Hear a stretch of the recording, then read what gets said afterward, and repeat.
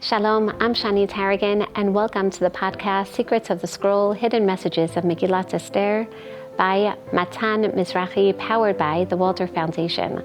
In this series, we're going to explore textual allusions, literary messages that are hidden in the text of Megillat Esther, teaching us messages of not only the story itself, but allusions to the other 23 Sfarim of Tanakh. Please join me on this remarkable journey of learning through Tanakh through the eyes of Megillat Esther.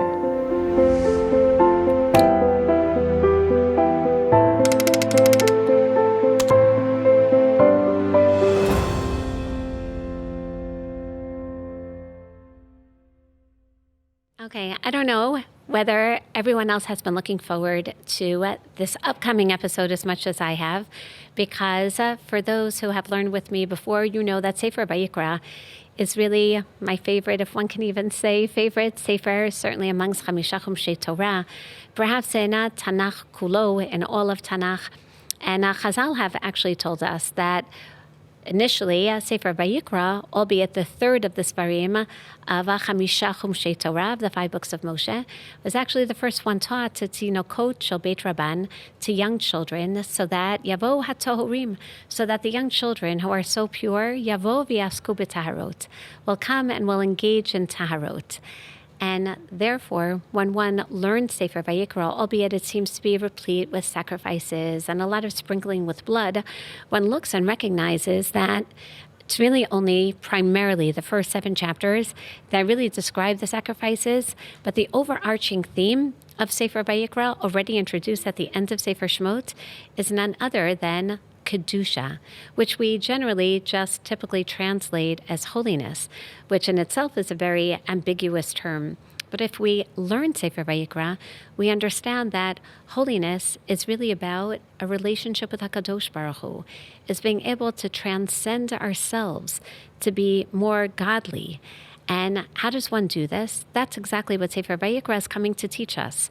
And therefore, even though yesterday we spoke about allusions in Megillat Esther to Sefer Shemot, primarily appreciating precedents for Geula and the leadership of redemption, and understanding that, of course, Hashem is not only manifest in every scene of redemption, but even when we don't see overt miracles, we should know that God is certainly playing a hand in every single step of salvation. But we didn't really focus on the second half of Sefer Shemot, which also seems to be an introduction to Vayikra. After all, Kedusha, albeit expounded upon in Sefer Vayikra, is introduced also in Sefer Breshit. As we know, Vayichulu hashamayim ba'aretz b'chol tzba'am, Vayichal Elokim bayom hashvi'i melachto asher asa, Vayishpot Elokim bayom hashvi'i, Vayikadesh oto. God is the source of Kedusha in the realm of sanctity of time. Similarly, we open up Sefer Shemot, Perek Gimel, and we see God imploring of Moshe, Shal nacham mi'araglacha ki hamakom asher ata omed alav, admat kodeshi, and here we have the Kedusha again, initiated by God, by the divine, referring to Kedusha Tamakom, the sanctity of space, of place. And then already in Shemot Perek Yud Gimel, and all the more so in Shemot Perek Yutet, chapter 19, we hear Vatem tiyuli mamlechet kohanim v'goy kadosh. God is also the source of Kedushat Adam, Kadesh li kol b'chor, the source of sanctity of person. And here we see these 3 different realms of Kedusha. That sounds very nice, but we still don't understand what Kedusha is, which is why right after Ma'amad Har Sinai, especially according to the Ramban Nachmanides, in the proper textual order, we find Hashem says, Basu li mikdash v'shachanti b'tocham. So make for me a mikdash, make that makom, make literally that place of Kedusha, and through sanctity of place, you'll also recognize sanctity of time, sanctity of people. So this is where our various allusions in Megillat Esther already begin. For example, when we hear not only about the various kelim, the utensils of the Beit HaMikdash, the various materials that are meant to be used in the construction of the Mishkan. For example, we hear in the context of creating this very special place for HaKadosh Baruch Hu, this Kedusha of Perek Chafei, we hear what are going to be the materials. Again, you're going to take Trumot, Zot HaTruma, the donations, Asher Tikchu Mi'itam Zahav, V'Chesef Nechoshet. We hear of the main metals, the gold and the silver and the copper. Utchelat vargaman, betolat shani, b'sheshizim, vorot elim adamim, vorot chashim, batseshitim. We hear about the beautiful materials, the leathers and the dyes that are going to be used for the various materials, the masachim, all the curtains that will be placed in the Mishkan as well. But perhaps the materialistic side of the Mishkan we hear expounded upon in somewhat of a startling manner as we continue, and we hear not only about the actual structure of the Mishkan, but then we hear about the next goal, which is V'shachanti betocham, literally the maintenance of the Mishkan. How are we going to make sure not only how to bring Hashem into our midst through, to a certain degree, creating a diorama of Har Sinai, creating these 3 different sections of a Mishkan in a horizontal frame parallel to the vertical top of the mountain of Har Sinai, the place where Aaron and his children went, and then where all of Am Yisrael are standing outside. Parallel to that, we're going to have the Kodesh Kodashim, where only Moshe and then Aaron can go, and then the area of the Kohanim in the Kodesh, and then the area of the Chatzer, where all of Am Yisrael will bring karbanot. And of course, there are many parallels between not only the colors and the experiences, but with regard to access to the divine, to somehow have a constant revelation of Hashem, literally the ongoing revelation through the Mishkan. But it's even more than that. How do we maintain such a revelation? The answer is a maintenance crew. We're going to have a ner tamid, literally fire that's always burning, a korban tamid, food that's always brought to HaKadosh Baruch Hu, and we'll have kohanim who will always be tamid in front of the Mishkan, literally working and serving as representatives of HaKadosh Baruch Hu to Bnei Yisrael, so that we know that that relationship is there. And here's the irony, that how does, at the end of Sefer Shmot, how does the Torah introduce this maintenance crew? How do they become Kohanim? So the Torah teaches us, Perach Chavchet of Sefer Shmot, that's revisited at the beginning of Sefer Vayikra, Vata hakrei ve'lachat Aaron achicha et banav ito mitoch b'nei Yisrael lecha hano li Aaron Nadav avihu Elazar v'Itamar b'nei Aaron v'asita bigdei kodesh la'Aaron achicha lechavod u'letifaret. You're going to literally transform them into these agents of God, into these priestly beings through their garments. And then we hear about the beautiful garments made of gold and with all special dyes and techelet and pamonei zahav, rimonim, all different bells and woven pomegranates that are going to be placed on a beautiful blue and a techelet, a turquoise-like type of me'il, with the golden Shushan and the ephod. And what is this all for? Lechavod u'letifaret. It's not for you, explains the Torah. It's for literally the respect and the glory of HaKadosh Baruch Hu, that his representatives can walk around lechavod u'letifaret. The clothing has 3 functions. It's going to firstly be clothing of respect.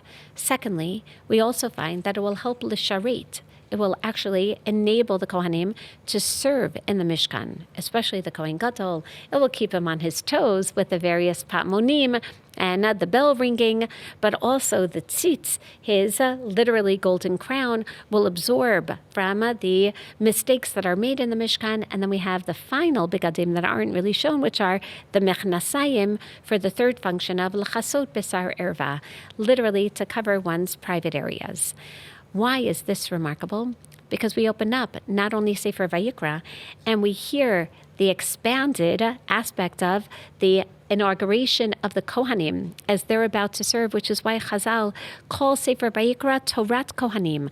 The Kohanim in Vayikra are going to be the ones who serve as the paradigms for how we're going to live this godly existence.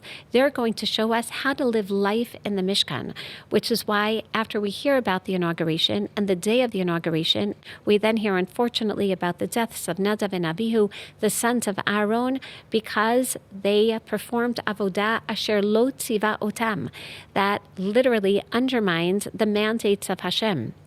And therefore, Hashem then teaches the laws of Tumah and Tahara. Tuma literally being the limitations of when one can go to the Mishkan, Tahara, the availability of going to the Mishkan.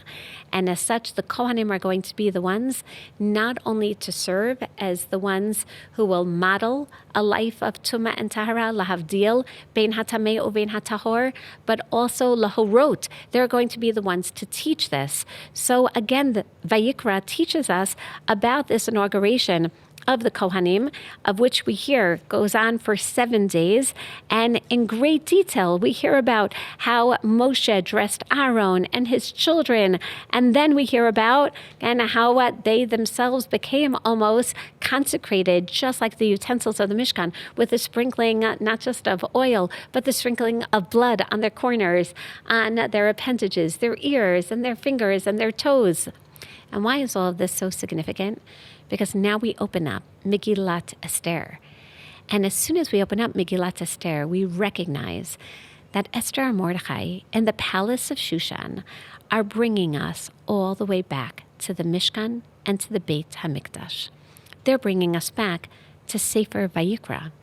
And all of us should be shocked, and we should be thinking, how is Shani really going to show us how there are allusions in Megillat Esther to Sefer Vayikra, the work of holiness?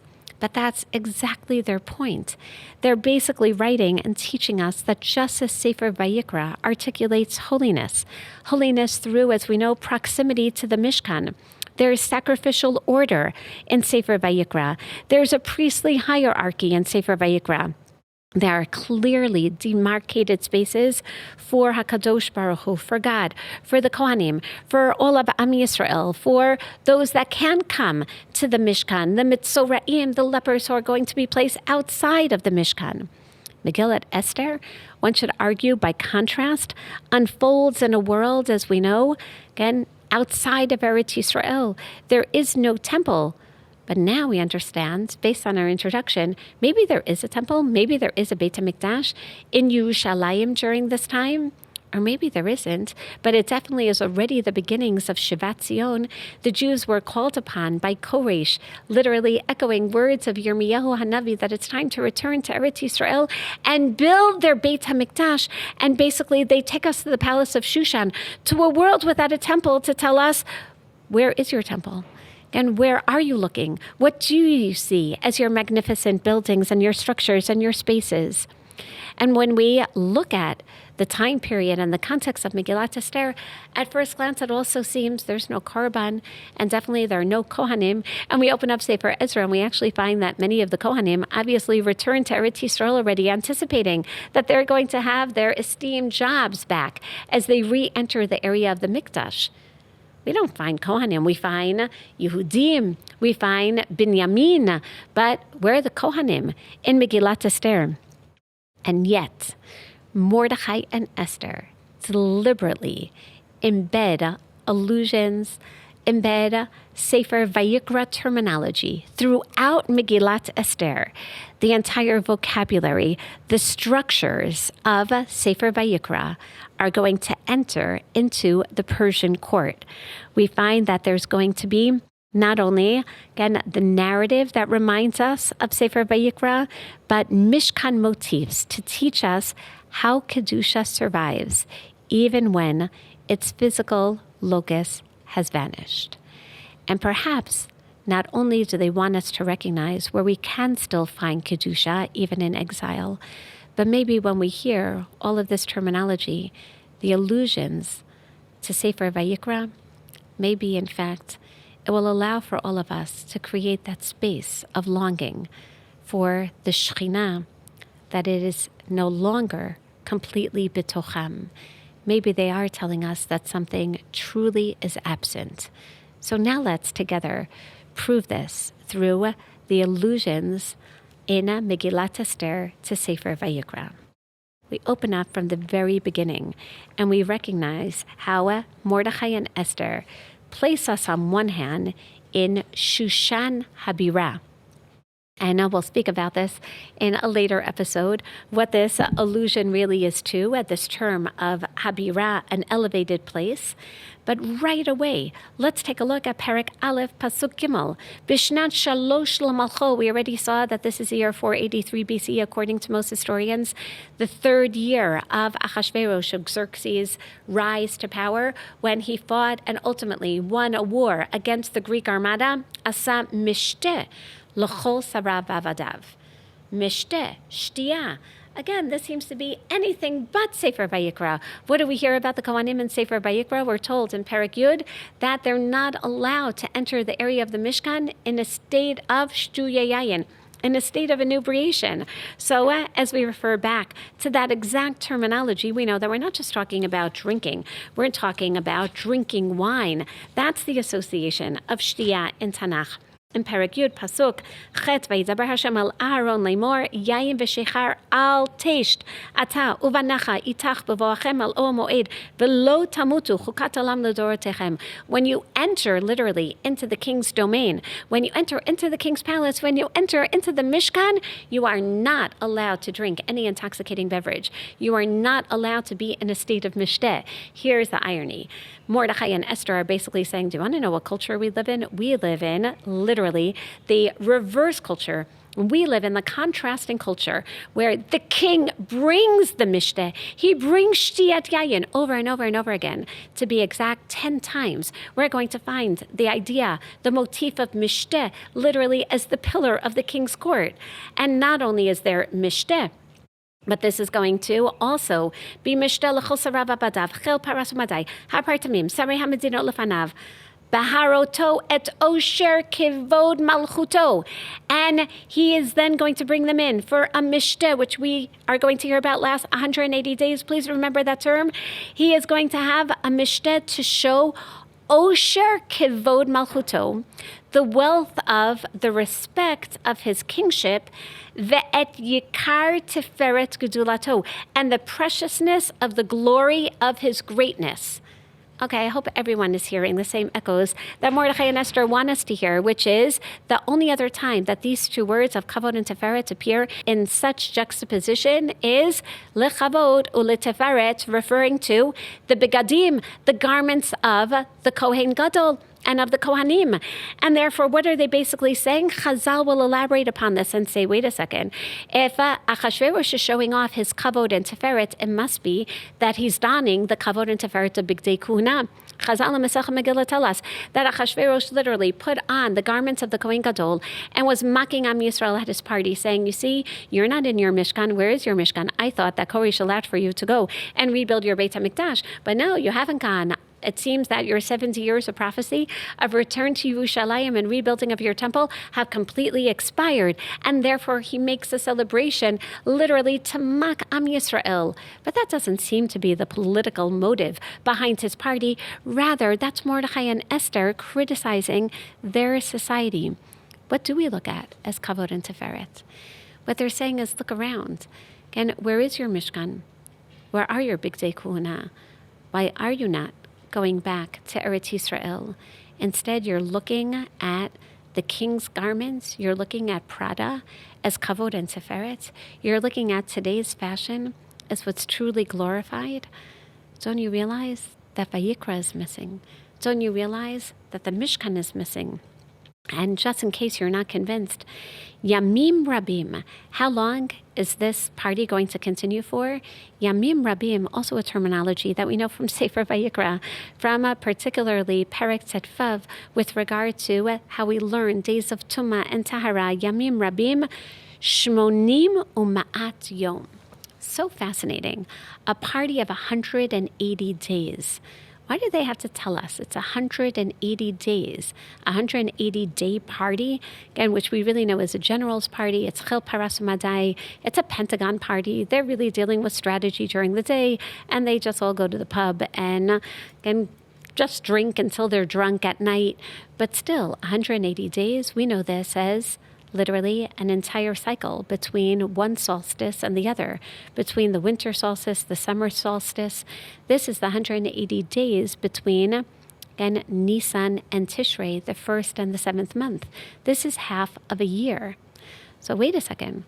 That means that they're basically teaching us that for 180 days, and between either Nisan and Tishrei and Nisan, there's a party.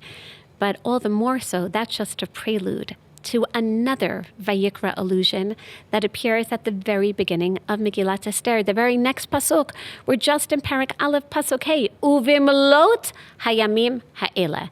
And when these days were filled. So generally, this is not the syntactical term that would be employed in literature. Uvimlot hayamim ha'ela. And when these days were filled, one should say, Vayhi achar hadvarim ha'ela. After these events, after these days, Bimlot, when these days were filled, what is this an allusion to? This is clearly going back not only to Shemot Perach Tet, but exactly what we hear at the beginning of Sefer Vayikra, namely that there are 7 days of Miluim. We hear in Perek Chet not only about how Moshe brought Aharon vet Banav, how he washed them, how he dressed them in their ketonet, in their avnet, in their me'il, with the ephod, literally lachavodo l'tiferet, but we hear about the days, vayimalu hayamim. We hear about the Shivat Yemei Hamiluim. And once again, Mordechai and Esther are telling us, Uvimlot hayamim, how are you filling up your days? Is it going to be with consecration? Is it going to be in the Mishkan, where the Kohanim are told that they're not allowed to leave the confines of the Mishkan for 7 days? And as such, we hear by the ends of these Miluim, and for these 7 days, they eat the korbanot. They're going to be trained how to serve as Kohanim, followed by the 8th day, wherein they're then going to merit the revelation of the Shekhinah, God coming to them. What does Esther tell us about these Miluim, these days? Uvimlot hayamim ha'ela, sahamelech l'chol ha'am hanimsa'im b'Shushan habira, lemigadol ve'ad katan, mishte shevat yamim. He makes another 7-day party, and all of us should be literally hearing the bells in our ears, saying, wait, I know about 7 days of Miluim. I know about a 7-day party. The 7-day party are the days of Miluim, and let's just prove it. Because if it was 180 days, let's say, from Nisan to Tishrei, from literally the spring to the beginning of the winter, from one equinox to the other, then we definitely understand that that means that at the end of 180 days between Nisan and Tishrei, we celebrate 7 days. This is an allusion not just to the 7-day holiday of Sukkot that we should be celebrating in the Beis HaMikdash, but this is also an allusion to the 7 days, literally of Miluim, of Shlomo HaMelech's inauguration of the Beit HaMikdash, which we'll speak more about in our allusions of Sefer Melachim.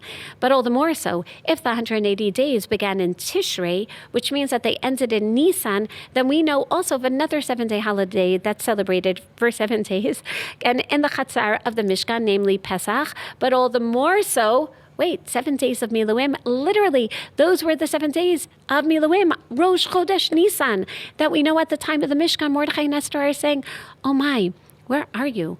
Again, why are you looking at a 180-day party followed by a 7-day party of Miluim? Why are you celebrating with a foreign king? Again, wearing, so to speak, the kavod and teferet of Persia, in the Chatzar, Beit HaMelech, in the courtyard of the palace of the king in Persia, when you could be celebrating 7 days of Miluim, inaugurating the Beit HaMikdash in the Chatzar, Beit HaMelech in Yerushalayim Habira. And just to prove this all the more, we now understand literally the palatial structure that Mordechai and Esther share with us.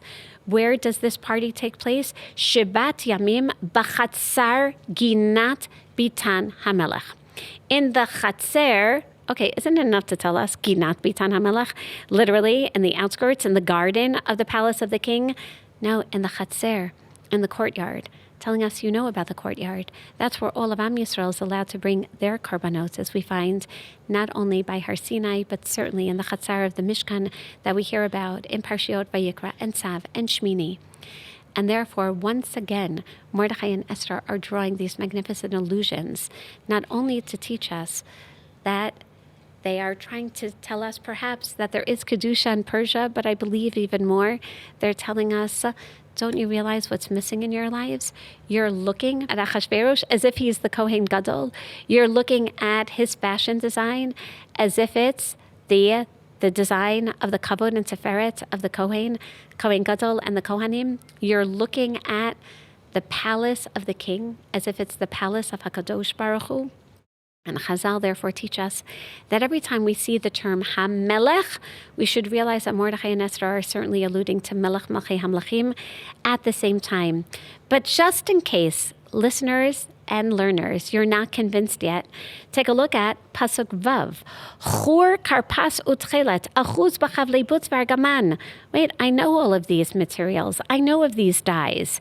Karpas, tchelet, achuz b'chavlei butz. And if you remember in the Megillah, the chur is written as a large chet to teach us, as Chazal tell us, that he literally donned chet, the 8 begadim, the 8 priestly garments of the Kohen Gadol. But all of these different materials, tchelet, argaman, tolat, shani, I know these from Sefer Shemot and Sefer Vayikra. Al glile kesef, amudei sheish, mitot zahav kesef, al ritbat bad vashesh vadar v'socharet, Mordechai and Esther. Really, you have to give us an entire fashion account of the interior design of Achashverosh's palace? And the answer is yes. Because they're once again telling Am Yisrael, why are you looking at the palace of Achashverosh as if it's the Mishkan? You have the Mishkan. This is Sefer Vayikra. You should be building your own Mishkan. And therefore Chazal tell us to read the next pasuk. V'hashkot b'chlei zahav, v'kelim mikelim shonim, with the tune of Megillat Eicha, to remind Am Yisrael, do you know that you're looking not only at the king and not only at the palace of the king, you're looking at the White House as if it's the Beit HaMikdash. You're also looking at the utensils, the makasa of the king, as if it's the kelim of the Beit HaMikdash. Chazal therefore tell us that it must be that Achashverosh took out the kelim, the utensils that Nebuchadnezzar had taken as he stripped the Mikdash of its jewels and of its treasures. And this is what Achashverosh displays, and Achashverosh had them from his father, or basically, one can even say, again, his predecessor, Belshazzar, whom, according to Chazal, was Vashti's father, who basically Koresh annihilated as the last of the kings of the Babylonian dynasty. But whatever it may be, Achashverosh, according to Chazal, takes out the kelim of the Beit HaMikdash. It's hard to imagine that he actually took out the actual kelim of the Beit HaMikdash, considering that we find in Sefer Ezra that Koresh returned many of the kelim of the Beit HaMikdash with Zerubbabel ben Shaltiel, who went back to Yerushalayim. And therefore, we understand that Mordechai and Esther are basically incorporating this literal terminology in order for us to appreciate the figurative message, which is, why are you looking at the kelim of the king as if they're the kelim of the Beis HaMikdash, when you really should be missing the kelim of the Beis HaMikdash? Go back to Sefer Vayikra, go back to Yerushalayim, go back and build that Mishkan of HaKadosh Baruch Hu again, because again, in Persia, what do they do with these kelim, mikilim shonim, v'yemachut rav kiyat hamelech? It's not going to be filled with the wine of the nesachim that we hear about as wine libations that are brought with the sacrifices in the Mishkan. It's not going to be the kelim of the mizrak that collect the blood that we're meant to sprinkle on the mizbeach, but rather, v'hashtia kadat ein ones. Rather, that term again, of dat, drinking is the law. Again, drinking is the literally, again, going to be the standard. But enones, in other words, the culture is so embedded in the people that the culture mandates that it's a drinking culture. Everyone drinks. You don't even have to force people to drink because everyone does. Kichein yisad hamelech, because that's what the king has founded. Here we find that they literally frame the entire first scene of Megillat Esther in a palace that resembles the Mishkan, but at the same time serves as the complete antithesis of the Mishkan. This Mishkan is full of wine. It's full of everything that subverts holiness. It's full of inebriation and intoxication. Al kol rav beito, lasot kerton ish vaish. Yes, and then what happens is that everyone does basically whatever they want. That's how Mordechai and Esther portray the palace of the king with the allusions to the Mishkan and Sefer Vayikra. And therefore, we see that this continues even in the psukim thereafter. In introducing Vashti, do you ever notice the etymology of her name? Vashti, shtiya. She becomes the paradigm of drinking. Gam Vashti hamaka asta mishte nashim beit hamachut asher lamelech Achashverosh bayom hashvi'i. And what happens on that seventh day? On the seventh day that we hear about in Shmot and in Vayikra, is supposed to be the day that serves as the final day of the consecration of the Kohanim and of the Mishkan. That's going to be the day of the revelation of God. This is when you expect the revelation of the Shekhinah. And this is why the king says, on this day, I want my Malkah. Literally, one can argue, I want my Shekhinah. I want the revelation of God. But that's exactly what Mordechai and Esther are trying to tell us. That no, again, the Shekhinah, the Vashti, the female persona, she doesn't want to come into such a culture. She doesn't want to appear in front of the king this way. And we see that these motifs continue throughout Megillat Esther. For example, when Esther is told that, no, she cannot go and appear before the king because otherwise she will be killed. What do we see? And this is remarkable again.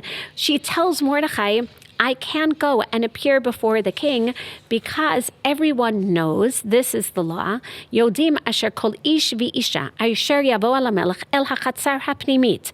Anyone who goes into the internal chatzer, and now we have a chatzer chitzona, an outer courtyard. We have a chatzer hapnimit, the inner courtyard. We're already thinking, wow, Mordechai and Esther are basically taking us through an architectural tour of the palace of Shushan, basically telling us that it's modeled after the Beit HaMikdash. And for those who come to Eretz Yisrael and you go to the Bible Lands Museum, and you can actually see, again, the models of, as we know, all the different archaeological excavations that were done in the palace of Shushan for a few years before, again, the Ayatollah. So we find that it was modeled after, the same structure, modeled after the Beis HaMikdash of Shlomo HaMelech. And why is this so remarkable? Because Mordechai and Esther, from a textual perspective, write it that way. They bring us back to Sefer Vayikra, to the Chatzar HaPnimit, and they bring us back to Esther, who says, you know, I'm not allowed to go. Asher lo yikarei achatato lahamit, levad me'asher yukshit lo hamelech, et shervit hazahav v'chaya. Only those that the king allows can live. And this is exactly what we find with regard to Sefer Vayikra, Hazar HaKarev Yumat. Only a Kohen Gadol is allowed to enter the Beit HaMikdash, to enter the area of the Kodesh Kodashim, bezot yavo El HaKodesh, only based on the mandates of the king, Melech Malchei HaMelachim, the mandates of HaKadosh Baruch Hu. Only that's how you enter into the area of the Kodesh Kodashim. Esther says, look, you know, Mordechai, I'm not a Kohen Gadol. I can't go if the king says that I'm not allowed to go. So what then does Mordechai say? No. This is how you do have to go. You, Esther, you're not just a Malka. You're also going to have to go in as the Kohen Gadol. And that's why, what does Esther suggest? Okay, how does the Kohen Gadol go before HaKadosh Baruch Hu in the Kodesh Kodashim? She goes not only with humility, again, she goes with fasting. The Kohen Gadol has to fast. And therefore, she says, Sumu alai. Again, Laila beyom gamani v'narotai atzumkein, uvechein avo el hamelach asher lo kadat, v'kasher avaditi, bringing us back also to Sefer Bereishit, to kasher shakolti, but primarily asher lo kadat. Basically, she says, I'm going to do something against Sefer Vayikra. I am going to go in as a Kohen Gadol, as if I'm going in front of the Kodesh Kodashim, and I'm going to do my best. I am going to model myself after Sefer Vayikra, Pereka, literally, Perek Tetzayin, where we hear Bezot Yavo Aaron al HaKodesh, with a special begadim, removing the bigdei zahav, Vatilbash Esther Malchut. And therefore, in Esther Rabbah, the Midrash actually describes how Esther wears special begadim, just like the Kohen Gadol. Not only is Esther going in as a queen, she's going in as a Kohen Gadol. And how is it described as she actually enters Vayhi Bayom Hashlishi? And the Mishnah Masechet Yoma actually tells us that there were these 7 days leading up to Yom Kippur, from already the 3rd day of Tishrei. And then the Kohen Gadol would be accompanied to the palace, literally to the Beis HaMikdash, Vayhi Bayom Hashlishi Vatilbash Esther Malchut. She describes herself as a Kohen Gadol from Vayikra. And Batamod Bachatzar Beit HaMelech HaPnimit. And she goes to that same internal area, i.e. the Kodesh Kodashim, Nochach Beit HaMelech. And she is standing opposite the king, just as the Kohen Gadol, directly opposite Mul HaKaporet, Asher Al Pnei HaAron. Literally, she is standing Nochach Petach HaBayit.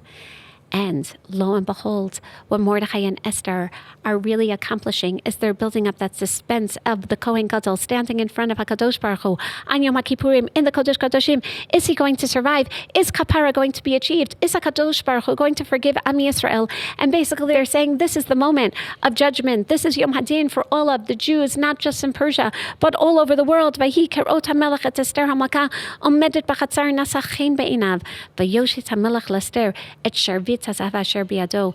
And yes, indeed, the king, not just Achashverosh, but HaKadosh Baruch Hu allows her to appear, in which case we know that this is really the climax of Vinhafochu.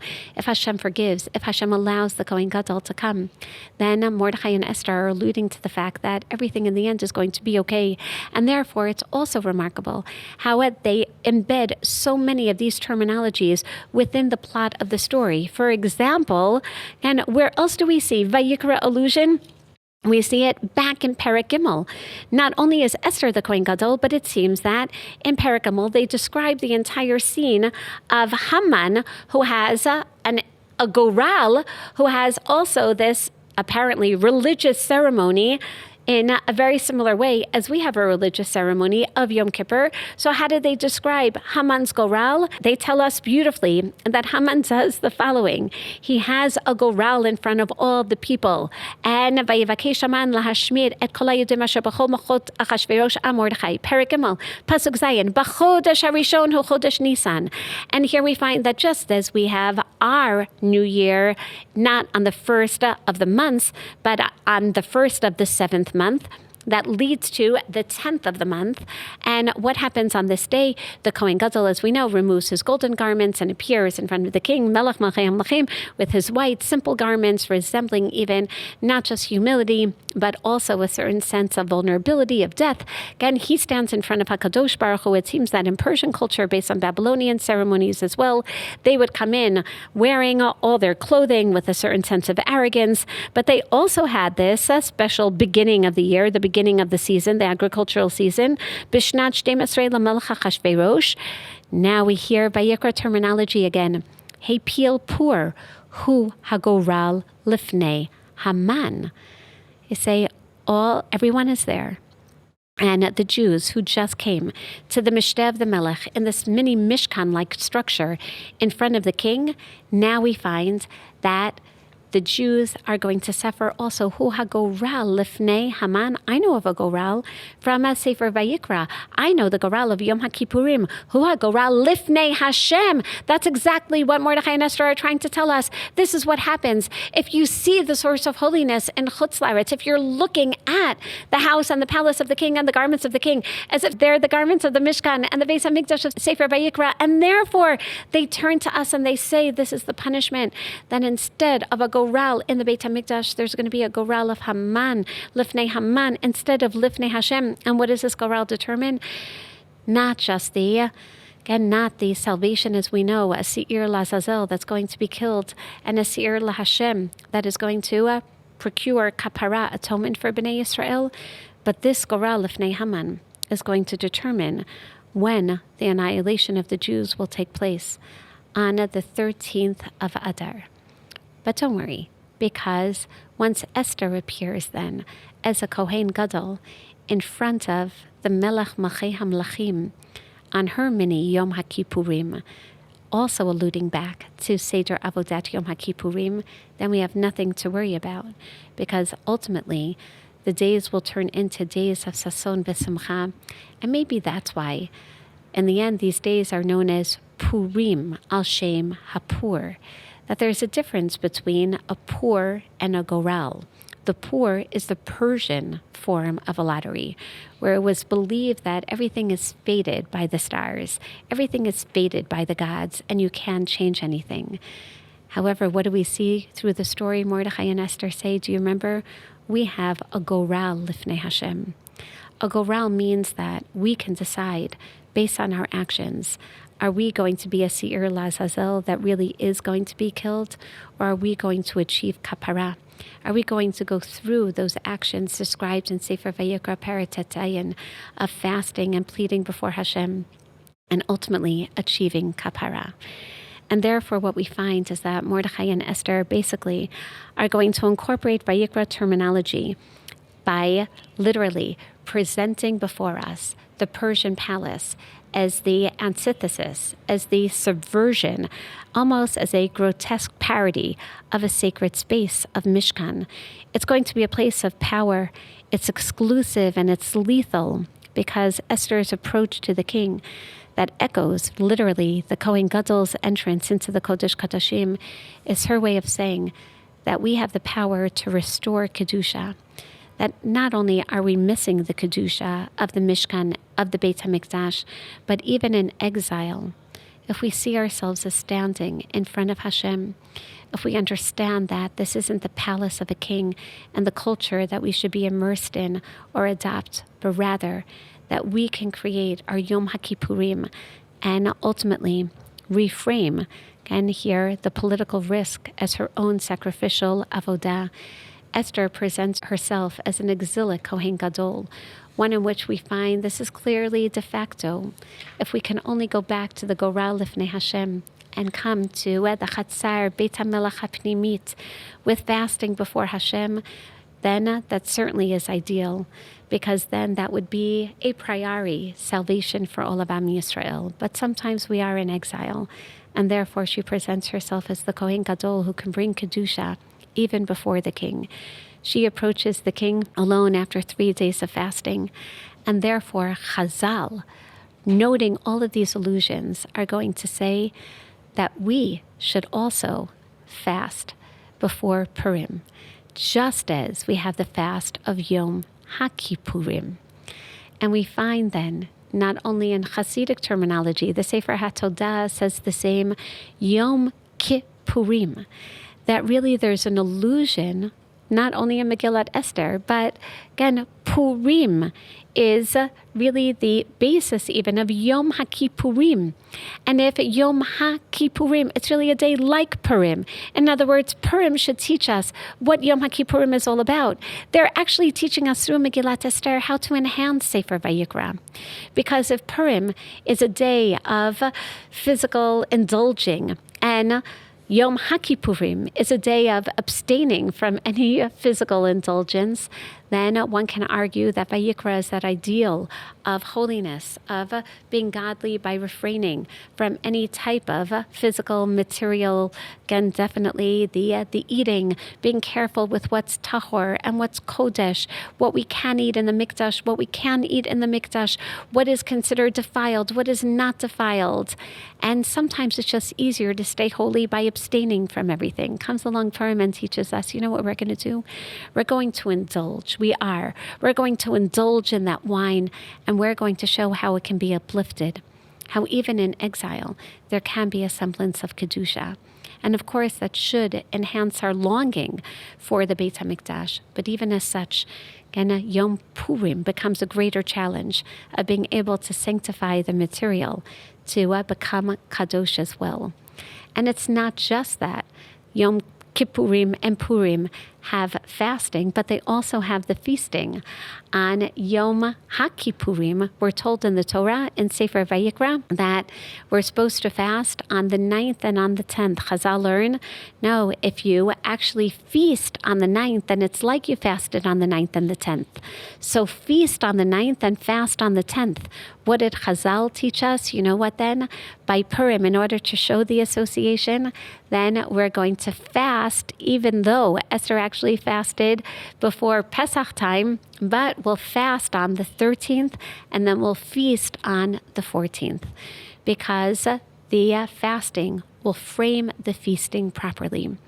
So we see that Yom HaKippurim and Sefer Vayikra are in fact woven not only within the actual Purim story of Megillat Esther, but within the halachot as well. And the absence of the Beit HaMikdash and the absence of temple ritual, Esther herself teaches us how we can become the vessel of intercession.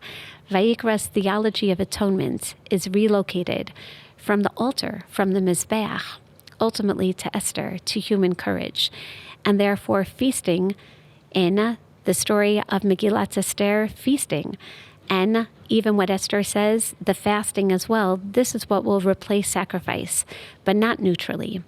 Esther contrasts the destructive feasts and literally the shtia, the wine, the inebriation, with redemptive ones, teaching us discernment in, really, as she describes, a world of lack of sanctity, in a world where we have garments that should be lechavod u'leteferet, but instead we find that if in Vayikra the blood and the garments and the altar play central motifs in purification, then in Megillat Esther, the begadim are not going to be the lechavod and leteferet of HaKadosh Baruch Hu, but instead of blood rituals, the garments are central, both for the sake of what we shouldn't pay attention to, and then Mordechai ultimately tearing his garments, the sackcloth, instead of the royal garments of society.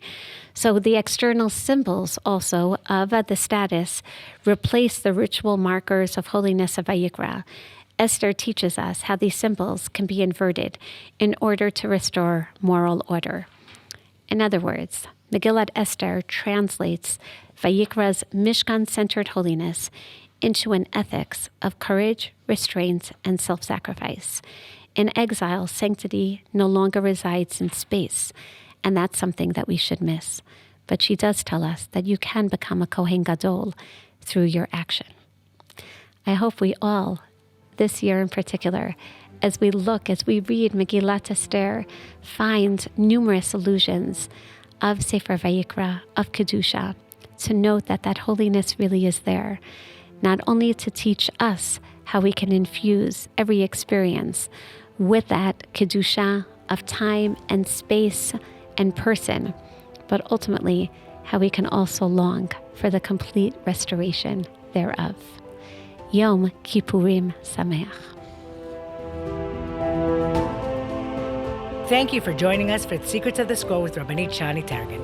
This series is presented by Matan and World Mizrahi and powered by Walder Foundation. We hope today's conversation inspired you, sparked new ideas, and deepened your connection to the text and its meaning. If you enjoyed this episode, please take a moment to like the video, subscribe to the channel, and share it with your friends or family who would appreciate these conversations. Your support helps us continue bringing thoughtful, meaningful Torah to the wider audience. We look forward to learning together again soon. See you in the next episode of Secrets of the Scroll with Rabbanit Shani Targin.